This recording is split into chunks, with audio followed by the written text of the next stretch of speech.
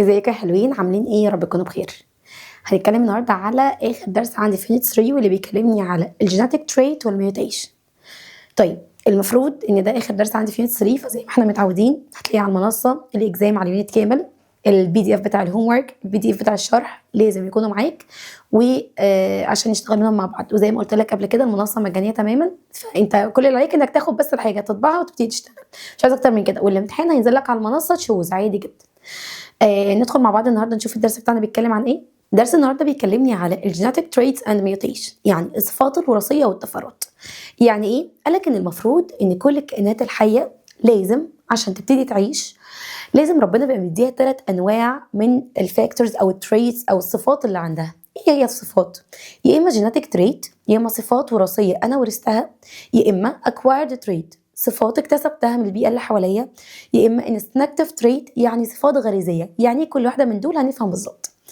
اول حاجه خالص الجيناتيك تريت دي عباره عن ايه؟ قال لي عباره عن traits that inherited from the parents to the offspring. عباره عن الصفات اللي ببدا انقلها من البيرنتس للاوفسبرينج، من الاباء للابناء. حلو جدا الكلام ده يا مس نغم. طيب زي مين؟ الاي كولر، الهير كولر، الكولر اوف سكين، اللاج بتاعت الاركتيك فوكس، اي صفات ربنا خلقني بيها. عندي الاكوايرد تريت عباره عن ايه؟ قال لي لا، الاكوايرد تريت دي عباره عن الصفات اللي انا اكتسبتها من البيئه اللي حواليا. طب هل انا ورثتها من بابا وماما؟ لا، انا ما خدتهاش من بابا وماما، ده انا اتعلمتها من الانفايرمنت المحوطه بيا. ازاي؟ لما اجي اقول لك انا رحت الجيم وعملت شباب زي ما شبابنا الحلوين بيروحوا الجيم ويعملوا عضلات بقى ويبقوا ايه، كل واحد ماشي متباهي بنفسه، هل دي انت مولود وارثها؟ لا، دي حاجه انا اتعلمتها من الطبيعه. طيب لو جيت قلت لك دلوقتي انا علمت البيبي بتاعي انه يمشي، الطفل انه يمشي، مسكت ايده لحد ما واحده واحده بدا يمشي، انا علمته. طيب ايه تاني؟ انا ما كنتش بعرف اطبخ واتعلمت الطبخ، انا اتعلمت اوريدي، يبقى ده اكوايرد، طاقه انا اكتسبتها او صفه انا اكتسبتها. اخر حاجه عندي الانستنكتيف تريت. قال لك لا، الانستنكتيف تريت دي عباره عن صفات غريزيه. يعني ايه غريزيه؟ يعني عباره عن مهاره او عاده انا اكتسبتها من بابا وماما، انا خدتها منهم وتورثتها، بس مش بتظهر على جسمي، بتظهر في سلوكياتي. يعني ايه؟ يعني لما اجي اقول لك دلوقتي البنات من صغرها بيبقى عندها اللي هي ظاهره الامومه، ان انا عايزه اكبر واتجوز واخلف بيبي يبقى عندي اطفال. عند كل البنات تقريبا، دي اسمها صفه غريزيه. زي مثلا الخفاش، لو جيت قلت لك الخفاش بينام ازاي، لو لاحظت الخفاش قال لك بينام ابسايد داون، يعني راسه لتحت ورجله لفوق، وده عكس الطبيعه، دي حاجه غريزيه فيه، ده سلوك هو ورثه من باباه ومامته، مش حاجه ظاهره في جسمه لكن ده ظاهره في سلوكه. طيب ايه تاني؟ الفراخ، لما الفراخ بتعمل لاي ايجز بتبتدي تبيض، قالك بتبتدي مره واحده تلاقيها اتنيمت على البيض بتاعها، عملت له اوكيوبيشن لحد ما تبتدي الفراخ البيض ده يطلع لي كتاكيت. هل هي كده كانت دي حاجه في جسمها؟ لا، دي ظاهره في سلوكها، بقول عليها الانستنكتيف تريت، صفات غريزيه.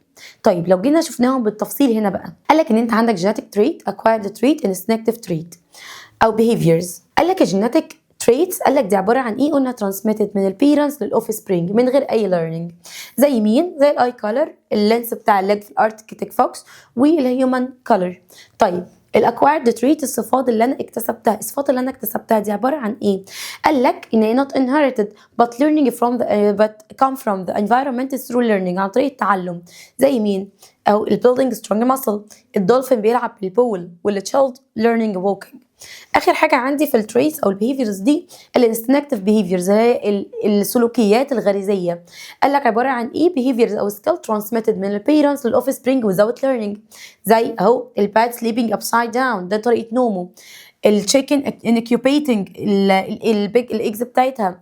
السبايدر ويفنج اتس واب، بيبتدي يغزل الخيوط بتاعت الشبكه بتاعته. قال لك طيب هو الليفنج اورجانيزم دول يا مس نغم بيتجددوا منين؟ انا عرفت ان كل ليفنج اورجانيزم عندهم صفات معينه، يا اما اكوارد يا اما انستنكتيف يا اما جيناتيك. طيب هو اصلا بيجوا ازاي او بيحصل ايه؟ قال لك ان كل الليفنج اورجانيزم بيجوا عن طريق فيتال بروسس، عمليه حيويه ربنا خليها في كل الكائنات الحيه، اسمها ريبرودكشن، التكاثر او التزاوج. عباره عن ايه؟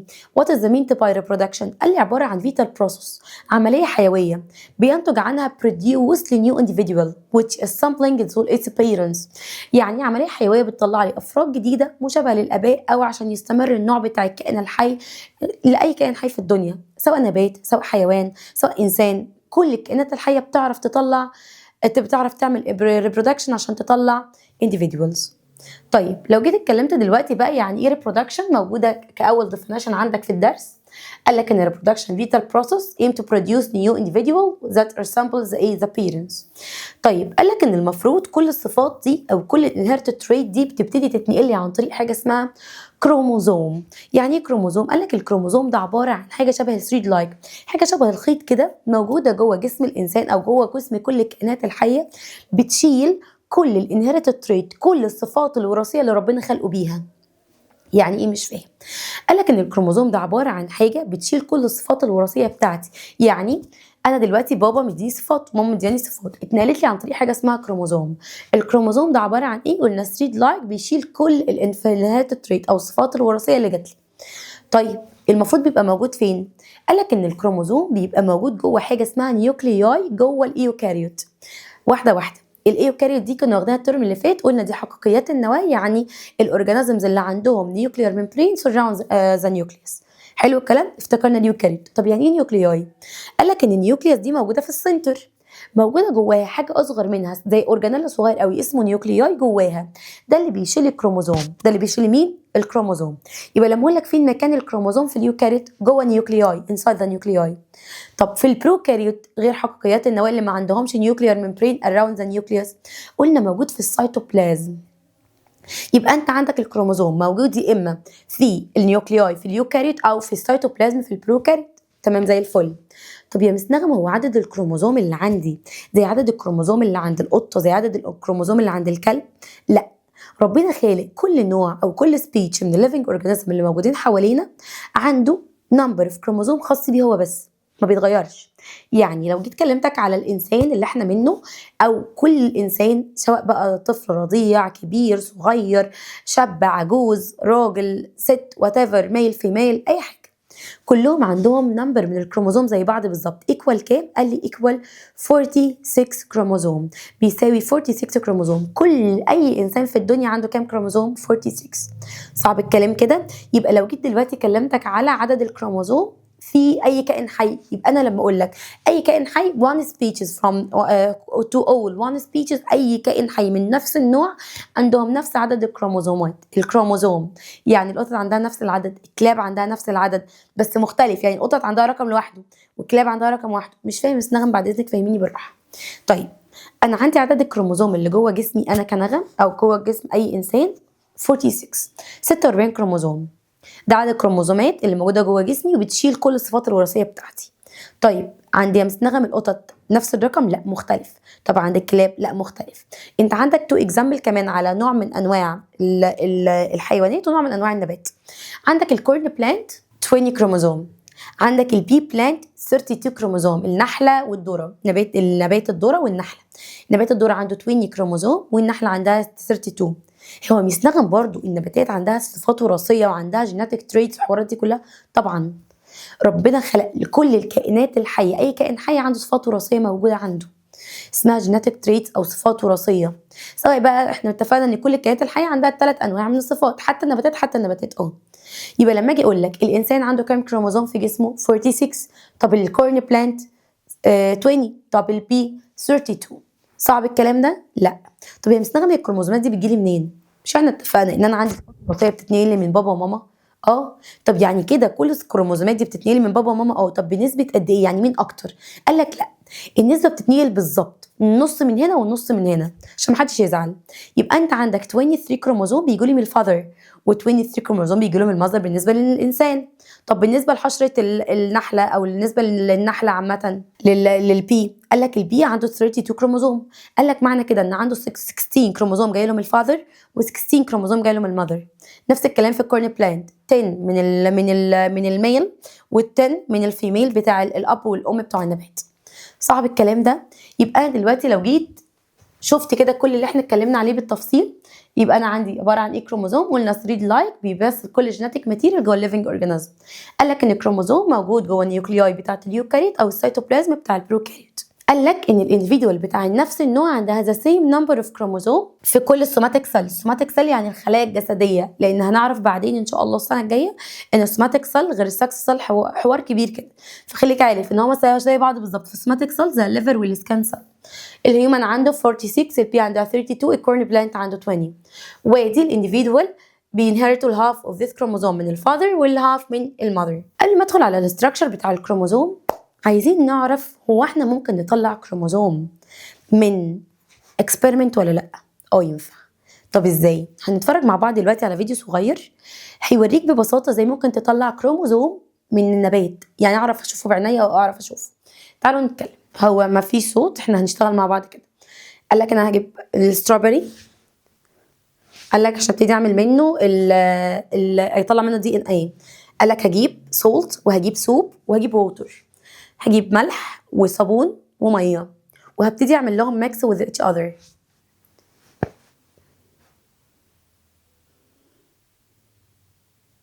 كده هو عمل لهم ميكس كويس قوي. بعدين جاب الستروبري وبدأ يشيل منه الجزء اللي فوق ده، او مش هيشيله عادي، هيحطه كده whatever، يعني مش هتفرق قوي. قال لك هحطه في البلاستيك باج وهيبتدي يعمل له ماش بايده، هيبتدي يضغط عليه بايده. هو هنا بيتغير مالناش دعوه بيه طبعا ربنا مديله صحه زياده. هو هنا عمل له ماش وخلاص وسابه. بعدين هيبتدي يحط عليه كل السولوشن اللي كان عامله قبل كده ويبتدي يعمل له ماش تاني معاه.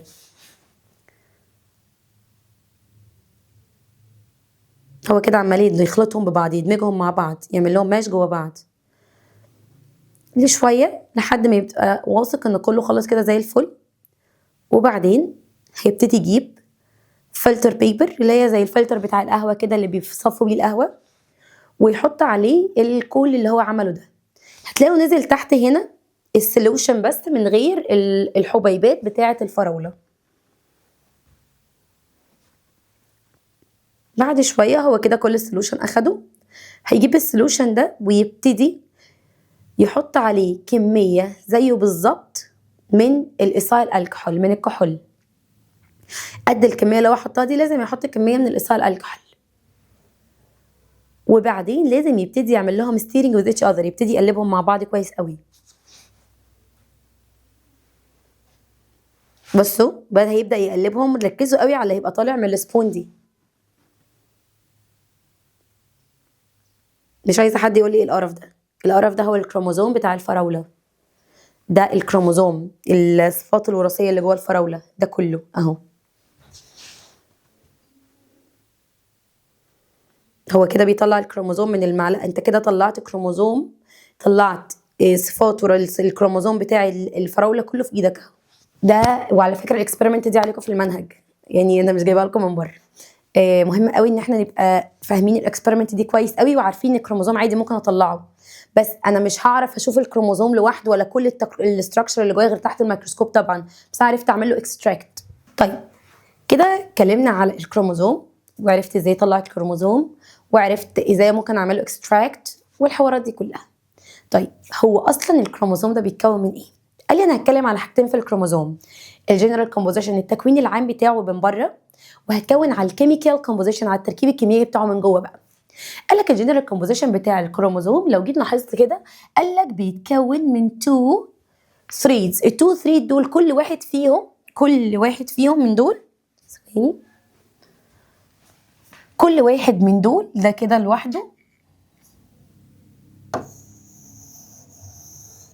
وده كده لوحده، كل واحد من دول لوحده اسمه كروماتيد. اسمه ايه؟ كروماتيد. يبقى انت عندك الكروموزوم بيتكون من 2 ثريدز كل واحد فيهم اسمه ايه؟ كروماتيد. قال لك ولازم بيحصل لهم كونكت at the center point في النقطه دي كده اسمها ايه؟ اسمها سنترومير. يبقى لما اقول لك what is the mean by centromere، اهي السنترومير اهو، هتقولي دي central point which two chromatids connect with each other. دي النقطه اللي في النص اللي فيها two chromatids بيتوصلوا بايه؟ ببعض. يبقى الكروموزوم الجنرال كومبوزيشن بتاعه والجنرال ستراكشر ان هو بيتكون من 2 ثريدز كل واحده فيها اسمها كروماتيد وبيتوصلوا من السنترال، بيحصل لهم كونكت من السنترال بوينت عند منطقه اسمها السنترومير وادي السنترومير اهو. قال لي دي السنترال بوينت اللي فيها two chromatids of chromosome are connected. طيب لو جيت اتكلمت بقى على الكيميكال ستراكشر بتاعه، قال لك هزوم بقى. يعني ايه هزوم؟ ادي الكروماتيد اهي صح؟ هزوم جواها تحت ميكروسكوب كتير.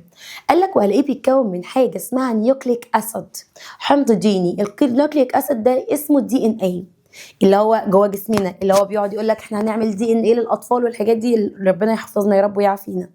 يبقى لما اجي اقول لك دلوقتي الكروموزوم بيتكون من جواه الكيميكال كومبوزيشن بتاعه بيتكون من ايه؟ قال لك من نيوكليك اسيد اسمه الدي ان اي. قال لك ولازم بيتحاوط حواليه بنوع من البروتين، البروتين ده اسمه هيستون.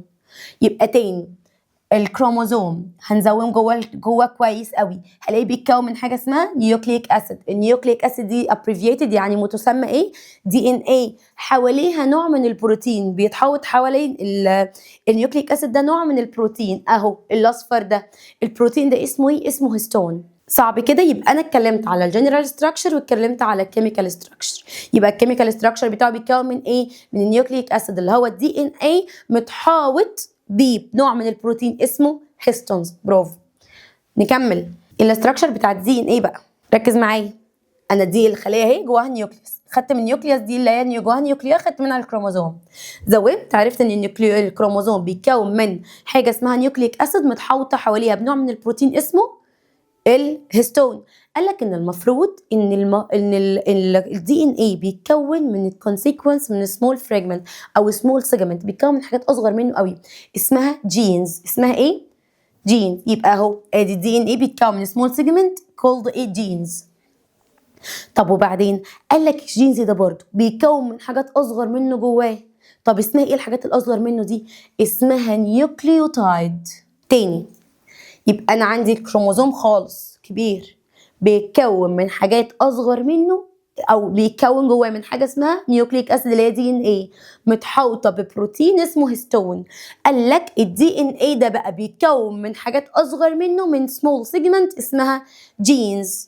طيب وكل جين بيتكون من حاجات اصغر منه من كونسيكونس اصغر منه اسمها ايه؟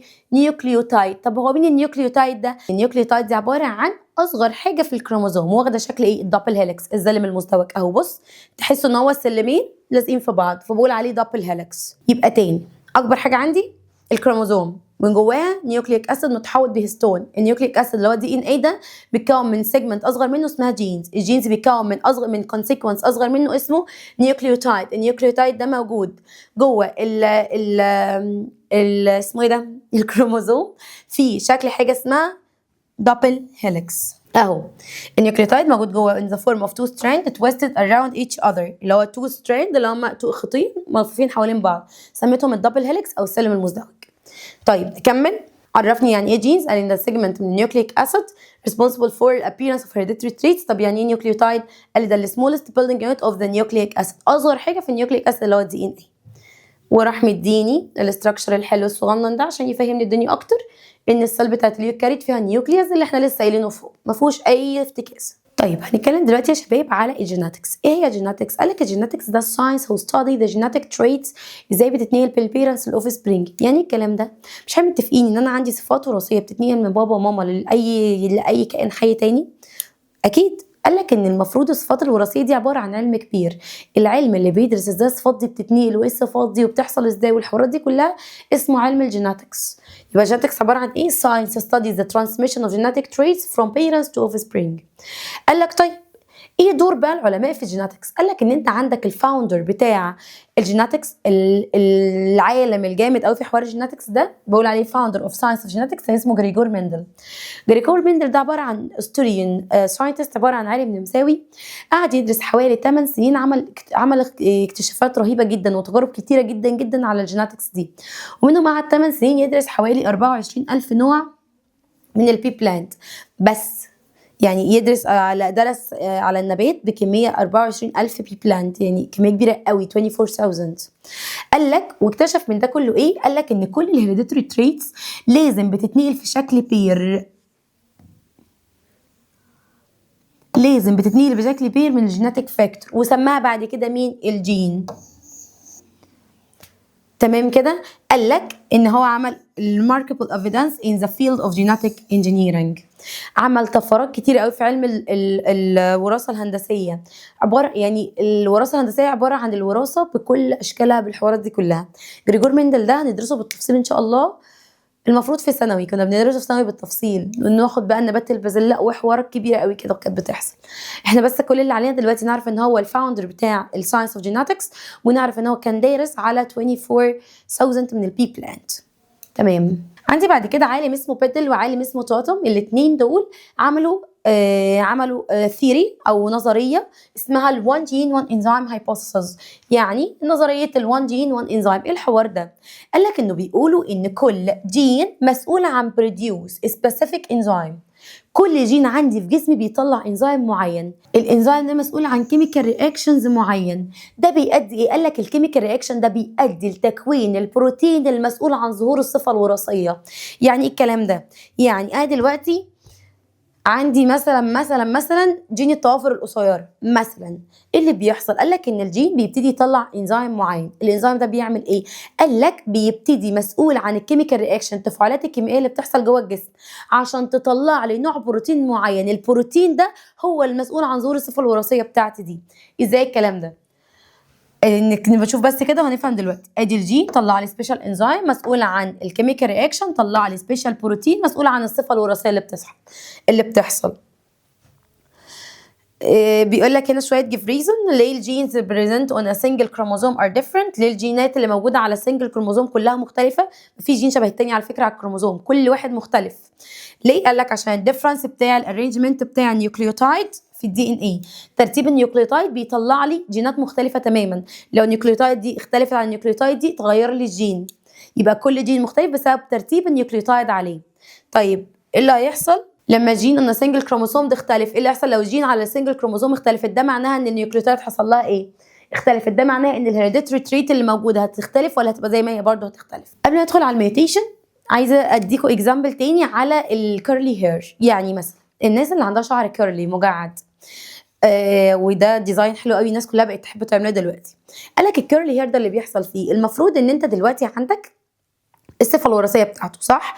عندك الجين بتاعه. الجين عمل ايه؟ قال لك طلع سبيسيفيك انزيم مسؤول عن الحوار ده.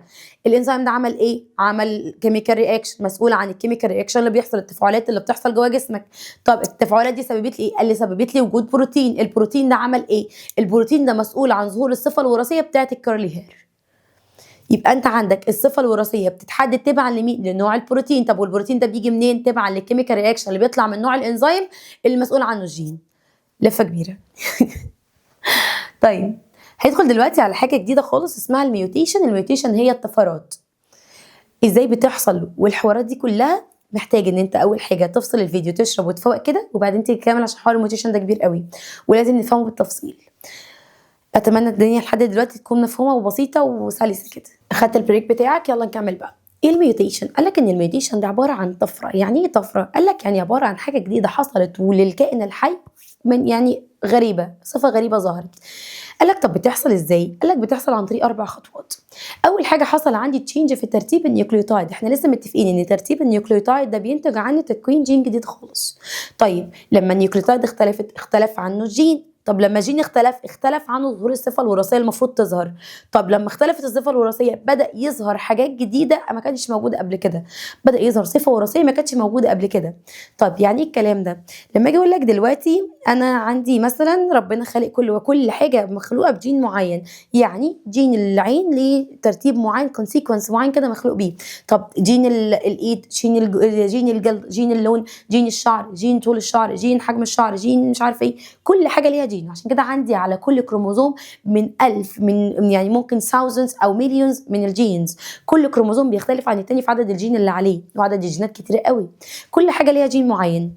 لو جيت دلوقتي قلت لك ربنا سبحانه وتعالى هو جاي يكون ايد طفل مثلا، الجين المفروض المسؤول عن ظهور الصفه الوراثيه بتاعه الصوابع، بتاعه عدد الصوابع، الجين ده مثلا ترتيبه معين كده طلع لي بروتين معين.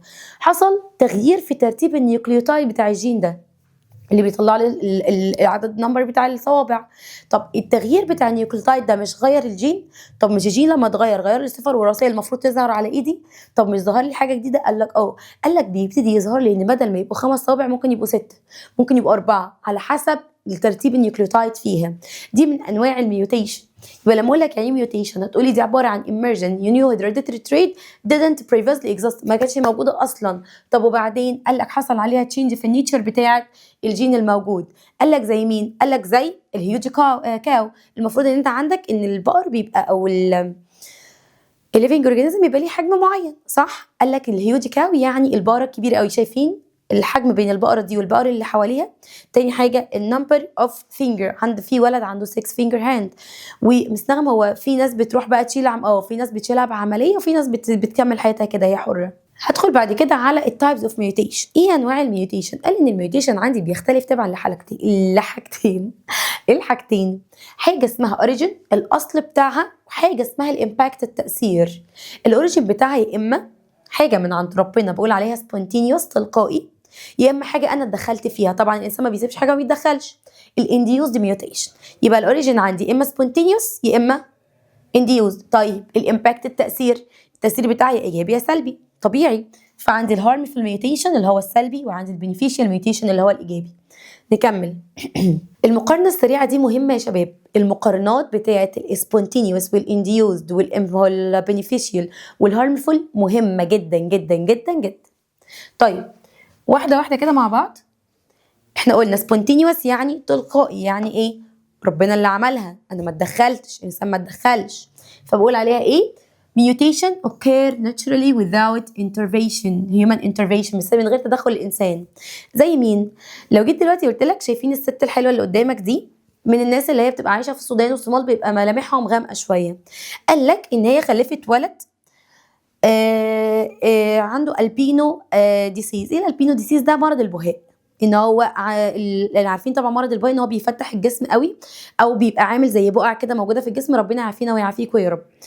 بقول عليها ظاهره الالبينازم. الالبينازم ده يعني مرض البهاء اهي. ده ميوتيشن، دي حاجه من عند ربنا ما حدش دخل فيها.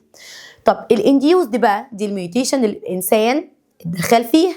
زي مين؟ قال لك الانسان لما يدخل ساعات بيعمل حاجات كويسه وساعات بيعمل حاجات مش كويسه. هنا الانسان داخل عشان ايه؟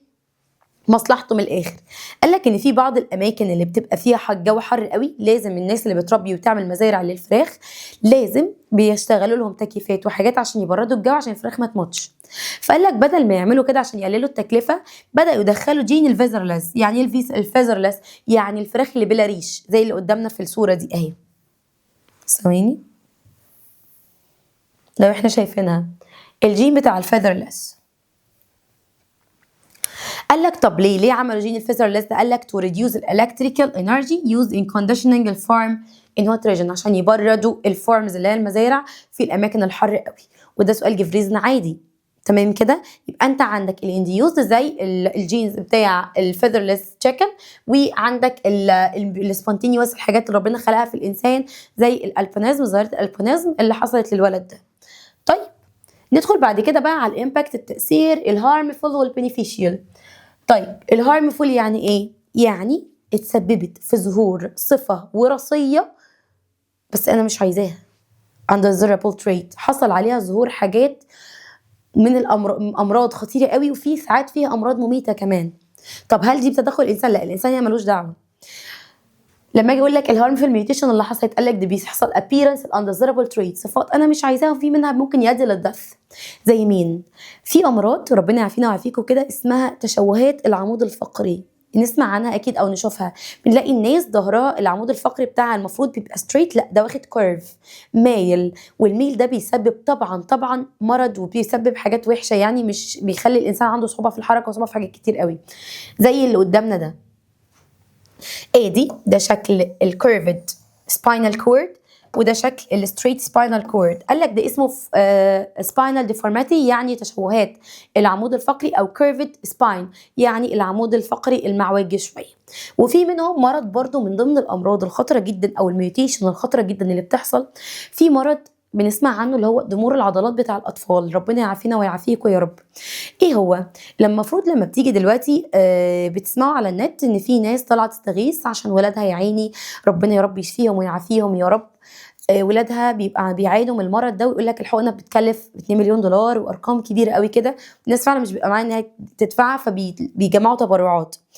قال لك ان المفروض ان ده من ضمن الميوتيشن، الهارمفul ميوتيشن اللي بتحصل، ده بيسبب الموت، المرض ضمور العضلات ده اللي هو السيفر ماسل ديسيز، اللي هو الديستروفي بتاعه ده. الشكل بتاعه بيبقى ما عندهمش اي تحكم في العضلات، العضلات بتاعتهم كلها يعني ربنا يعافينا ويعافيكم يا رب. فبقول عليها سيفر ماسكولار ديستروفي او الليثال ميوتيشنز. لازم ابقى عارفه المسميات بتاعتهم يا شباب. قال لك الويستنج اند ويكنس اوف ذا ماسل ان a certain newborn عند الاطفال. والحقنه دي لازم بتتاخد عند سن معين، عشان لو ما اتاخدتش عند سن معين للاسف الطفل ده ما بيقدرش ان هو يتحرك طول حياته بعد كده. طيب من ضمن بقى البينيفيشال ميوتيشن، قال لك دي الميوتيشن اللي بتسبب ديزيرابل تريت، يعني صفات مرغوب فيها سواء بقى بتدخل الانسان او ربنا اللي خلقها. Mutation cause appearance of new undesirable trait whether occurring naturally or through human intervention او بتدخل الانسان. طيب الحاجات اللي ربنا خلقها زي مين؟ قال لك زي الكالر بتاع السكان، لون السكان في بعض الدنيا عند بعض الناس في الدول الاوروبيه وبعض الناس في الدول البعيده بنلاقي دايما ان الكالر بتاع السكين بتاعهم فاتح. طب لما اقول لك هو ليه بيبقى لايتر او برايتر كده، ليه بيبقى لام فاتح شويه؟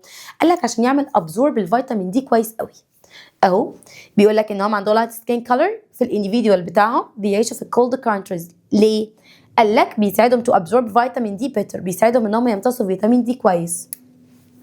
طيب الانديوزد بقى بينيفيجيال ميوتيشن، الميوتيشن اللي الانسان دخل فيها، قال لك ان هو بيبتدي يعمل فروتس without seed او seedless، يعني بلا بذور.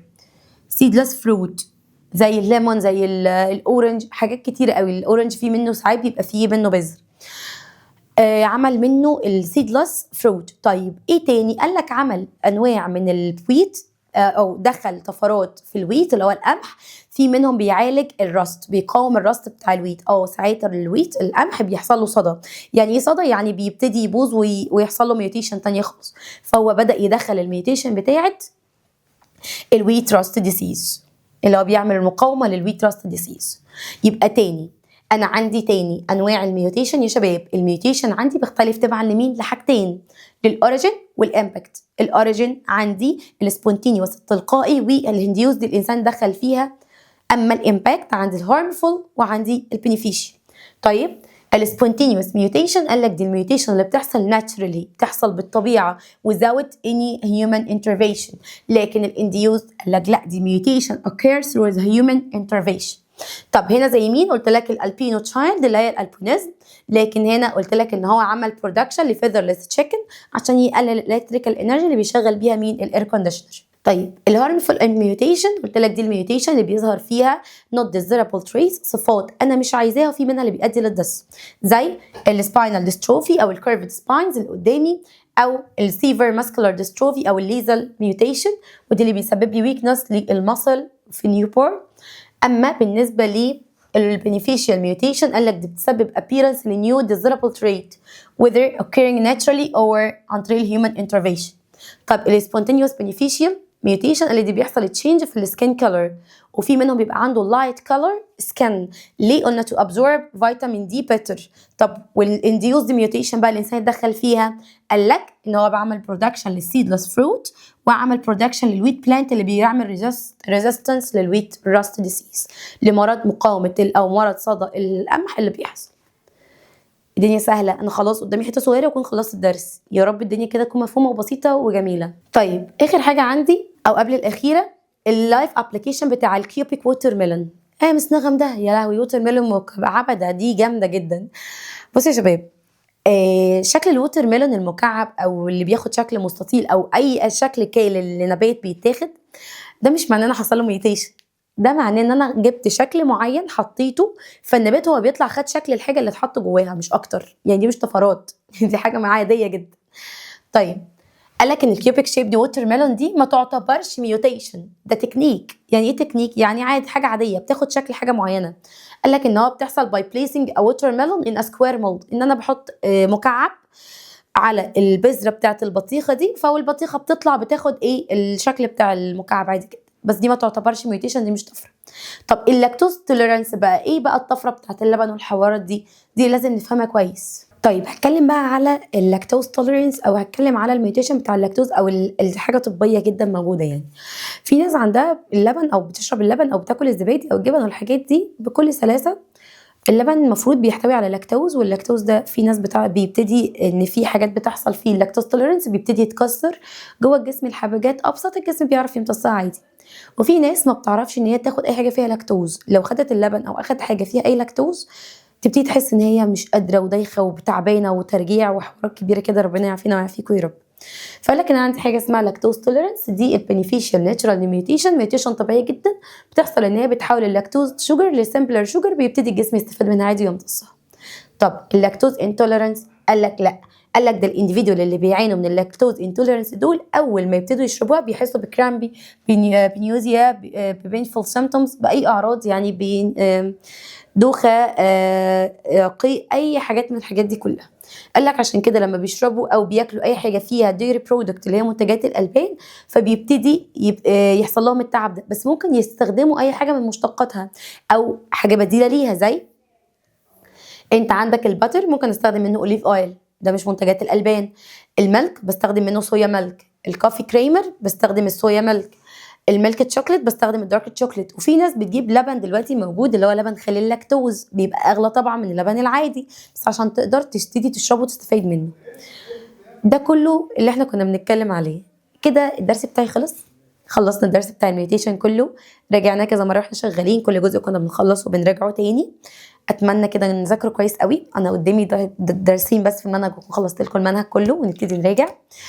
يا رب يكون الدنيا بسيطه وجميله عليكم والدنيا تكون سهله وسلسه كده، وكل سنه وانتم طيبين. واتمنى نذاكر كويس عشان الاكزام، والشيت موجود زي ما قلت لكم على المنصه، لازم نطبع ونحل الهوم ورك عشان بس نبقى متابعين الدنيا مع بعض. اشوفكم على خير يا حلوين.